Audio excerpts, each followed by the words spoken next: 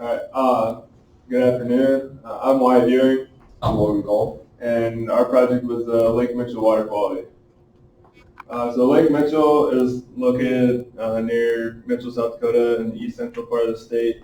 Lake's on the northern part of the town, with the community starting to grow around it more and more.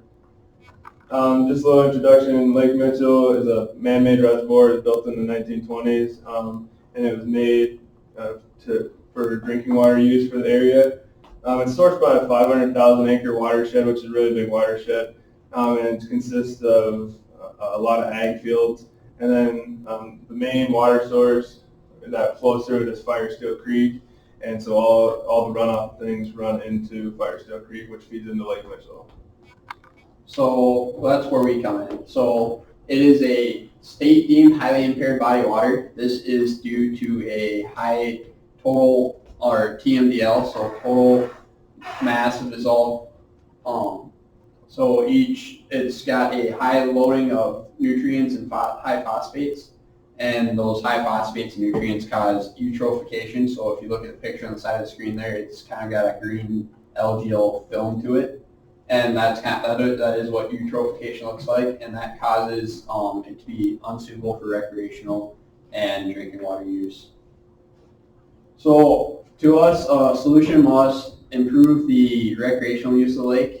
It also must serve as a natural aesthetic, so it has to add to the look of the lake. It can't be some big ugly thing that's going to take and make it unpleasant to people who live around there.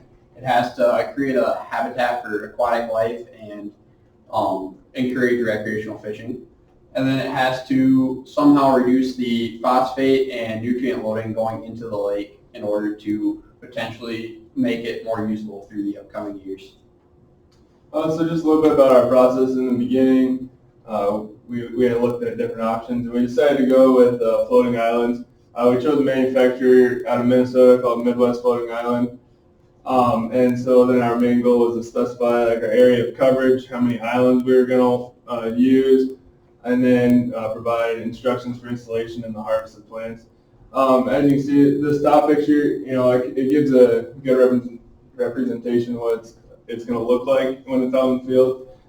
As you can see, it attracts aquatic life and other animals to land on it, birds and other smaller species too. And it doesn't look like an eyesore. It fits in good, and so the public will like it too. And then this bottom right picture shows it's a sample island that we had gotten. It's made out of foam. It's got holes in it that you plant each plant in, and then it floats in the water.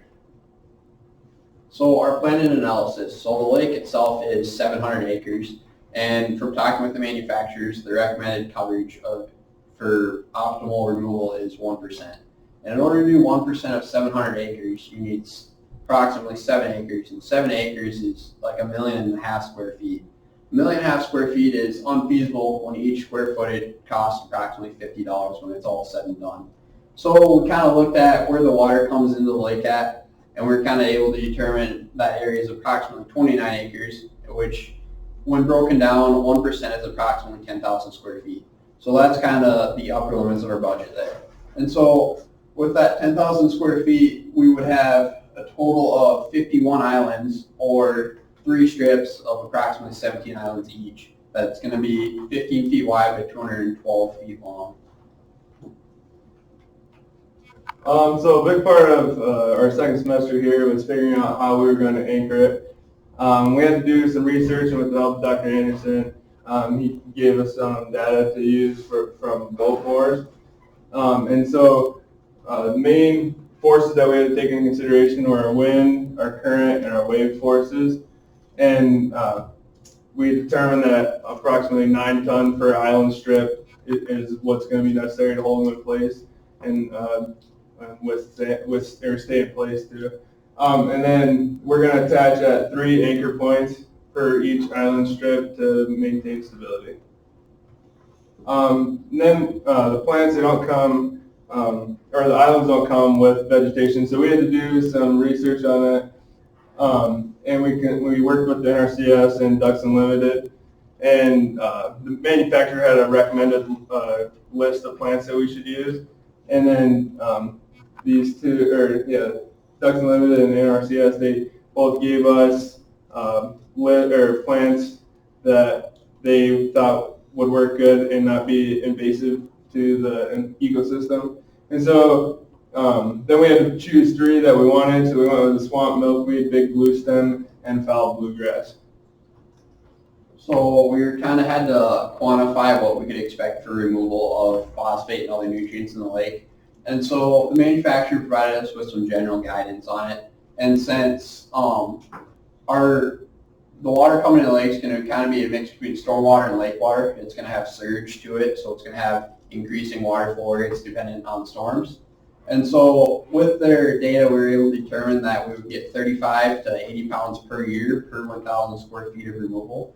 And due to how we chose our vegetation that has longer roots, and it's going to increase the retention time and the contact area with the water, that we figured we would get approximately 800 pounds per year of phosphate removed from the water.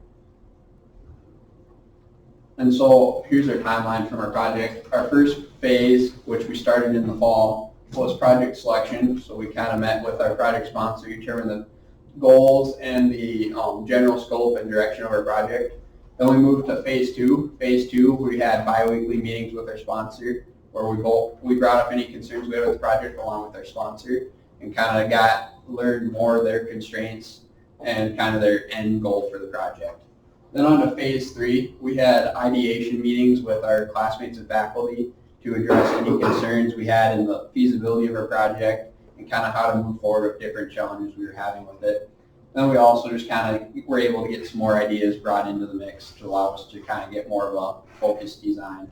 And then phase 4, which is our project execution, we were able to get a design concept going. So we had to look at our budget and our constraints, and we're able to get a number and size of islands figured out.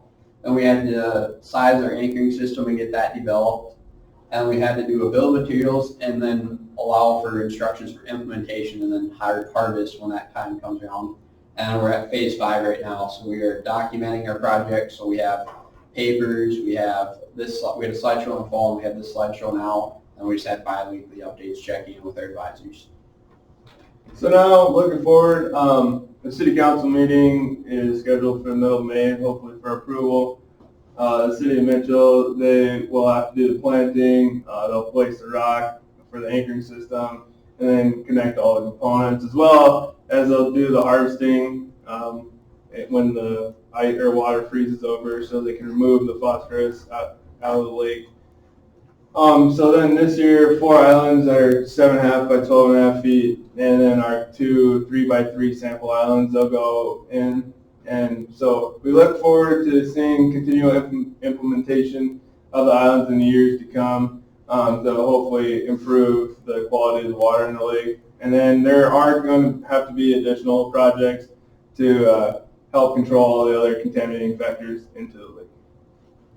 You guys got any questions?